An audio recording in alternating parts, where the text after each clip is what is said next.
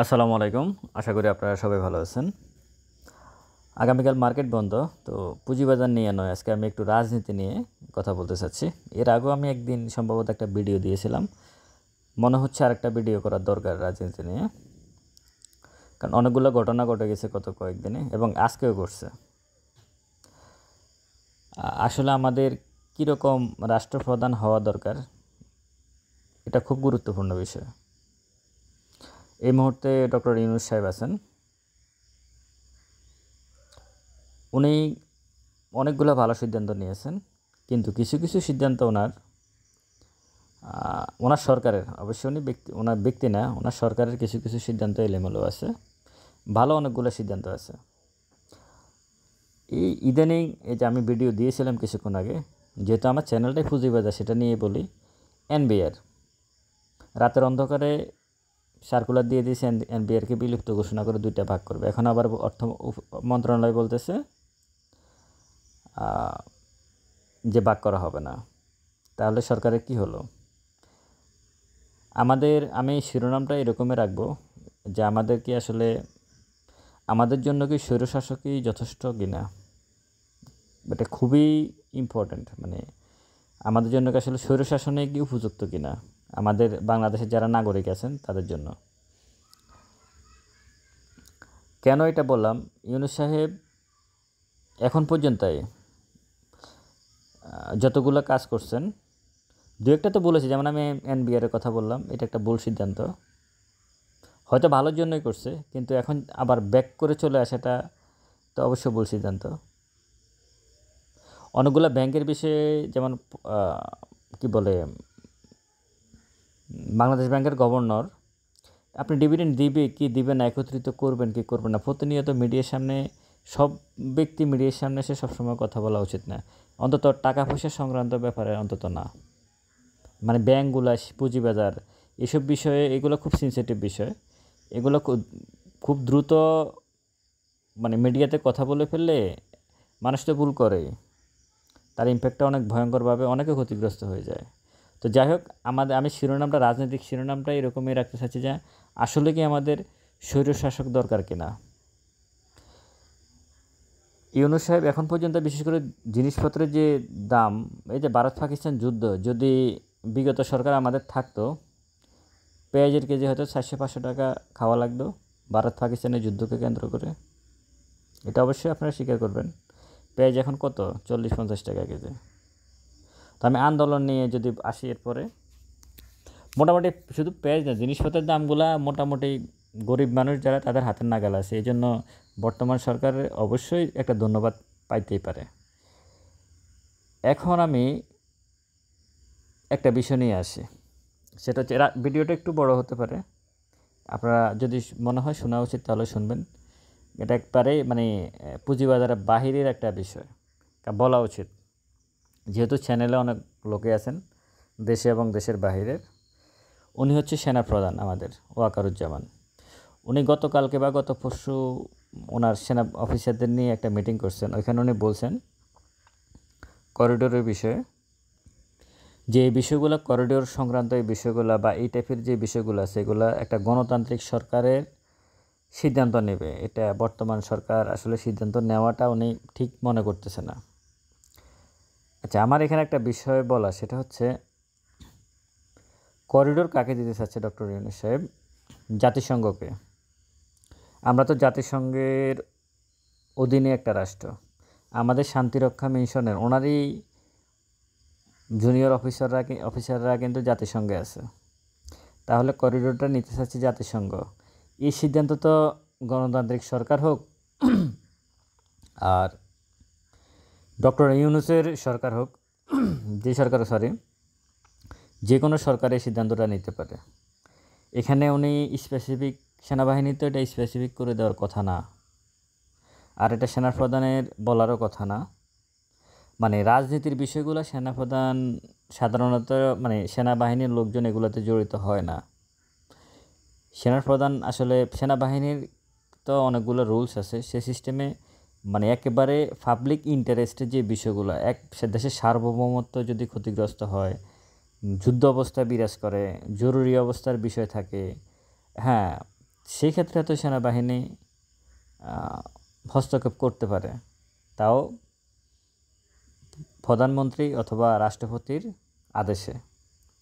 কিন্তু আমাদের ইদানিংকালে আমাদের সেনাপ্রধান মানে একদম মানে কিছুটা রাজনৈতিক ব্যক্তিদের মতো উনি কথাবার্তা বলতেছেন, বিশেষ করে 5 তারিখের পরে। এটা কেন হচ্ছে বুঝতে পারতেছে না, এবং এর সাথে রাজনৈতিক অনেকগুলা মানে সমস্যাও তৈরি হচ্ছে। আইনশৃঙ্খলা রক্ষাকারী বাহিনী হিসেবে মানে আইনশৃঙ্খলা রক্ষাকারী বাহিনীতে সাধারণত পুলিশ, এখন সেনাপ্রধান বা আরেকটা কথা বলছেন সেটাও ঠিক, যে যত দ্রুত সম্ভব নির্বাচন দিয়ে আমরা চাচ্ছি সেনাবাহিনী তাদের মানে অফিসে বা ব্যারাকে ফিরে যাক। এভাবে সেনাবাহিনী যদি দীর্ঘ সময় দেশের অভ্যন্তরীণ আইনশৃঙ্খলা রক্ষা করতে যায়, তাহলে সেনাবাহিনী মানে যে ভাবমূর্তি যেটা ক্ষুণ্ণ হয়ে যায়, এটা ঠিক, এটা সত্য কথা। তবে অন্যান্য বিষয় তবে সেনাপ্রধান ইদানিং যেভাবে মানে গত কয়েকটা এপিসোডে উনি যে মানে কথা বললেন ওনার মানে অফিসারদের সামনে, কিছুটা রাজনৈতিক মানে উনি দিচ্ছে যে খুব দ্রুত নির্বাচন দরকার, বা নির্বাচন হলে মানে ভালো হয়, মানে অন্যরকমভাবে কথাবার্তা বলতেছে। তো এটাও চিন্তা ভাবনা করা দরকার আর কি। আসলে আপনারা যারা আমার ভিডিও শুনেন, আপনারা এই বিষয়গুলো আসলে একটু মানে চিন্তা ভাবনা করবেন।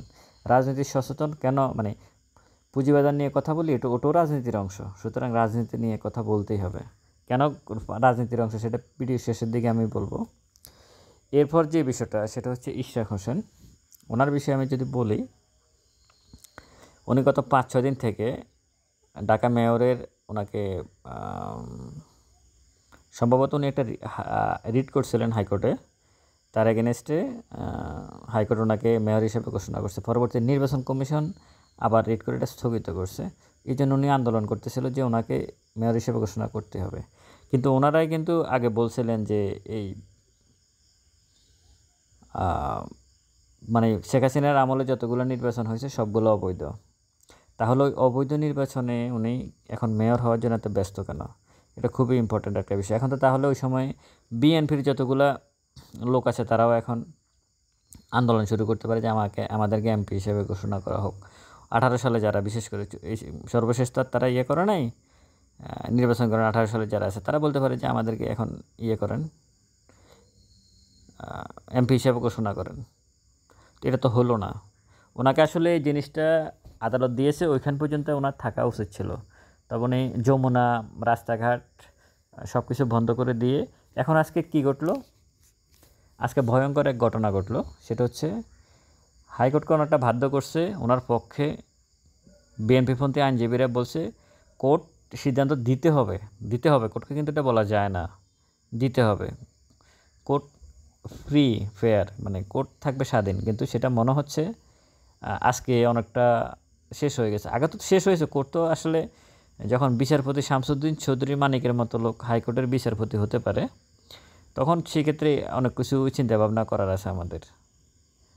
তো আজকে কোর্টকে আরও অনেক বেশি 5 তারিখের পরে সাধারণত মানুষ কী ভাবছিল, জনগণ, যে হ্যাঁ ঠিক আছে কোর্ট অনেকটা এখন স্বচ্ছ স্বাধীনভাবে কাজ করবে। তবে আজকের ঘটনা সেটা যে না, মানে কোর্ট যে আসলে স্বাধীন না, হাইকোর্ট যে আসলে স্বাধীন না, সেটা প্রমাণিত হলো। এগুলা মানে উনি এখন মেয়র হিসেবে শপথ নেবেন। এখন উনি আবার নতুন করে চাচ্ছে যে উপদেষ্টা একজন আছে আসিফ মাহমুদ, ওনার পদত্যাগ চাচ্ছে, আর সম্ভবত আরেকজন উপদেষ্টা, ছাত্র উপদেষ্টা 2 জন আছে সম্ভবত, এখানে 2 জনের পদত্যাগ দাবি করতেছে। তো এগুলো এখন ডক্টর ইউনূস সাহেব কীভাবে সামাল দেবে সেটা আমি আবারও মনে করে দিচ্ছি, আমাদের স্বৈরশাসক দরকার আছে কিনা। 5 তারিখের মানে আগে কি আসলে সব কিছু ঠিক ছিল কিনা, বা এখন সব ঠিক আছে কিনা। যাই হোক, উনি আন্দোলন করে ওনার দাবি দেওয়া, রাস্তাঘাট সব কিছু বন্ধ করে উনি দাবি দেওয়া আদায় করছে।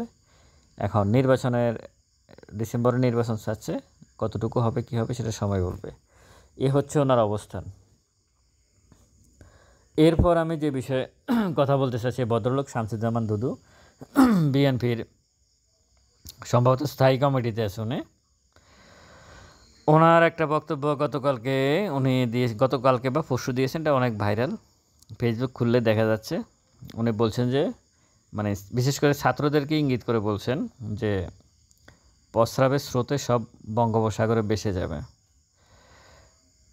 ভালো, এটা হতে পারে, ওনার যুক্তি আছে কথার, কারণ ছাত্ররা সংখ্যায় কম, তারা ভুল করছে 5 তারিখে আন্দোলন, মানে 36 যে আন্দোলন করছে ওটা ভুল করছে, এখন উনি প্রস্রাবের স্রোতদেরকে বঙ্গোপসাগরে ফালাই দিব। তো গত 16 বছর গত 16 বছর প্রস্রাবের স্রোতে উনি কয়েকটা বালুর ট্রাক সরাইতে পারে নাই কেন, বা আওয়ামী লীগকে সরাইতে পারে নাই কেন? আমরা তো মানে দেখছি ওনারা কি করছে, ওনাদেরকে গরুর মাঠে, মানে যে একটা সমাবেশও তো করতে পারে নাই। শেখ হাসিনা যেভাবে বলছে উঠতে বললে উঠছিল, নামতে বললে বসতে বললে বসছিল, হঠাৎ করে তো মানে শক্তিশালী হয়ে গেল কীভাবে বুঝলাম না তো। আমাদের বাঙালি জাতি না, আমাদের সমস্যা আছে আসলে। আমাদের এখানে অনেকগুলো মিশ্রণ আছে। এই দেশে ব্রিটিশরা শাসন করছে, এই দেশে পাকিস্তানিরা শাসন করছে, এদেশে বিভিন্ন জাতি গোষ্ঠী ধর্মের লোক এদেশে আসছে। তো এই কারণে আমাদের বন্ডিংটা অনেক মানে দুর্বল। এই যে আমাদের মানে আমার মনে হয় না অন্য কোনো দেশে, ইউরোপিয়ান কান্ট্রিগুলোতে আমি যতটুকু যারা আছে ওদের খুব বেশি ফ্যামিলিগত ঝামেলা হয় না। আমাদের ভাইয়ে ভাইয়ে, বোনে ভাইয়ে, বাবা মা, বাবার সাথে ছেলেরা বাবাকে মারে, বাবা ছেলেদেরকে মারে, মা মেয়ে বাচ্চাদেরকে মেরে ফেলে, মানে যত রকমের যত ঝামেলা আছে সব আমাদের দেশে আছে।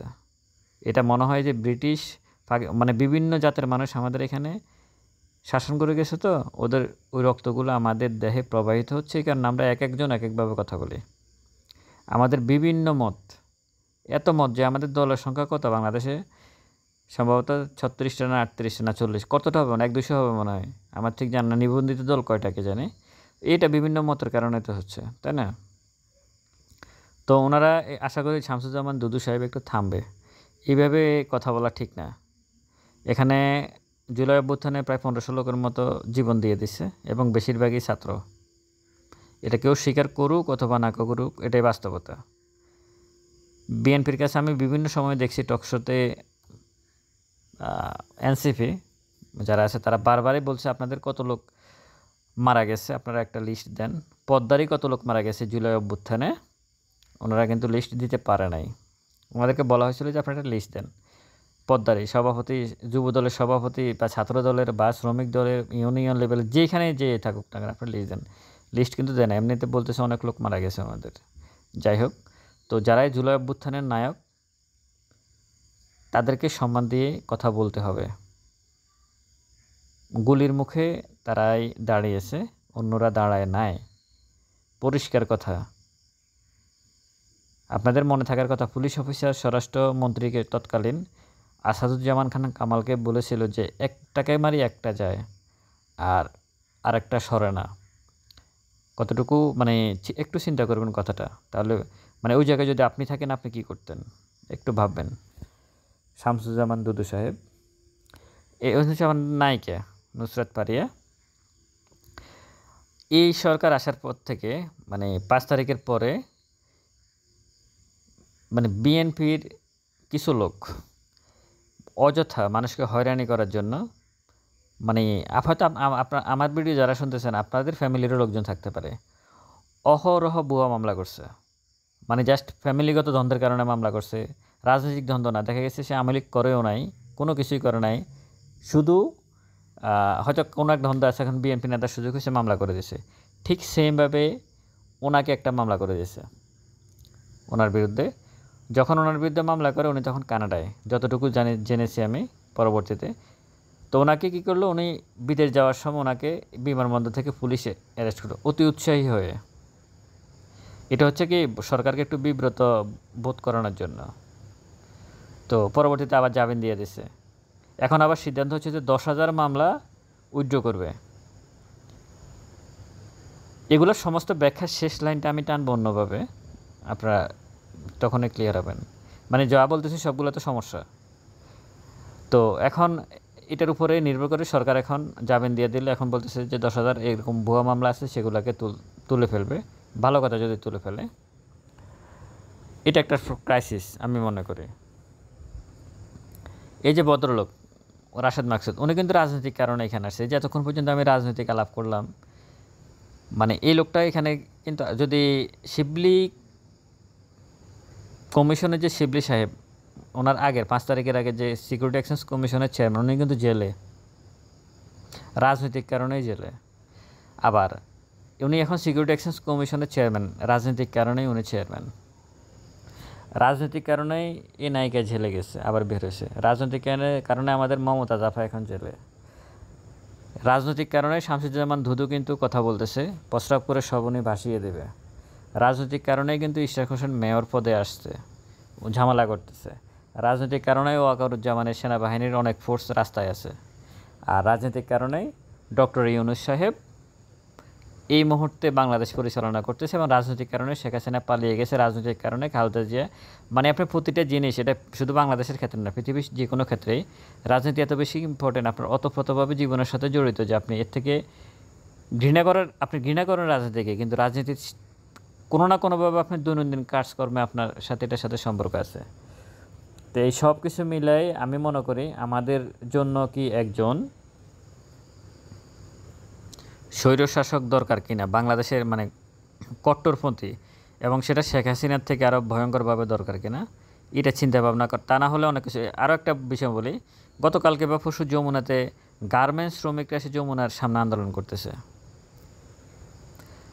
এখানে মানে এদেশের আইনশৃঙ্খলা পরিস্থিতি নিয়ন্ত্রণ করতে হলে ডক্টর ইউনূস সাহেবকে, শেখ হাসিনা তো খারাপ, উনি তো রাজনৈতিকভাবে অনেককেই প্রতিপক্ষ, জাস্ট রাজনীতি করে, এই জন্যই অনেক কিছু উনি করে ফেলছে। কিন্তু শেখ হাসিনার থেকে আইনশৃঙ্খলা রক্ষাটা কিভাবে করতে হয়, এটা শেখ হাসিনা কিছু ইঙ্গিত দিয়ে গেছে। আমি মনে করি ডক্টর ইউনূস সাহেব ওগুলা কিছুটা হলেও ফলো করা উচিত। তা না হলে এই মুহূর্তে দেশের যে পরিস্থিতি, রাজনৈতিক অবস্থান, এটাকে নিয়ন্ত্রণ করা যাবে না। একটু স্বৈরাচারী মনোভাব দেখাতে হবে। উনি যদি 100% গণতান্ত্রিক মনোভাব দেখায় দেশ চালাতে চায়, আমাদের মতো জনগণের জন্য এটা 100% গণতান্ত্রিক শাসন ব্যবস্থা আমাদের জন্য প্রযোজ্য নয়। এটা ইউরোপের কোনো ভদ্র দেশ না, ভদ্র কান্ট্রি না। আমরা সবাই জাতিগতভাবে ভদ্র, সব ঠিক আছে, মানলাম। আমাদের জন্য আপাতত মানে এত ক্লিন গণতন্ত্রর প্রয়োজন আছে বলে মনে করেন। একটু যেই আসুক, আপনি কালকে ডক্টর ইউনূস সাহেব যতটুকু ছাড় দিয়েছে, এখন যতটুকু ছাড় দিয়ে রাখতেছেন, উনি যদি এইভাবে থাকে তাহলে ওনাকে হয়তো সরতে হবে। আর যদি উনি একটু টাইট দেয় তাহলে হয়তো উনি কিছুটা নিয়ন্ত্রণে রাখতে পারবেন। এরপর যদি অন্য কোনো দল ক্ষমতায় আসে, তারা কিন্তু এখন সরকার যতটুকু না স্যাক্রিফাইস করতেছে বিভিন্ন আন্দোলন বা সংগ্রামকে, আগামীতে যে সরকার ক্ষমতায় আসবে 100 ভাগের 10 ভাগও এটুকু স্যাক্রিফাইস করবো না। সে যেই আসুক, সেটা বিএনপি আসুক বা অন্য কোনো দল আসুক, যেই আসুক না কেন, উনি যতটুকু ছাড় দিচ্ছে এখন আন্দোলন করার জন্য, ততটুকু ছাড় আগামী দিনের সরকার দেবে না। স্বৈরাচারী কিছুটা থাকবে, একটু স্বৈরাচারী মনোভাব থাকবে। তা না হলে দুর্ভাগ্যজনক হলেও সত্য, আমাদেরকে নিয়ন্ত্রণ করা সম্ভব হবে না। আমাকে নিয়ন্ত্রণ করা সম্ভব হবে না, আপনাকে নিয়ন্ত্রণ করা সম্ভব হবে না। আশা করি বুঝতে পারছেন। আশা করি রাজনীতি নিয়ে তো আমি সাধারণত, এটা আমার পুঁজিবাজার সংক্রান্ত চ্যানেল, কিন্তু মনে হচ্ছে কথা বলা উচিত। ভালো থাকবেন সবাই, ভিডিওটা শেয়ার করবেন। আসসালামু আলাইকুম।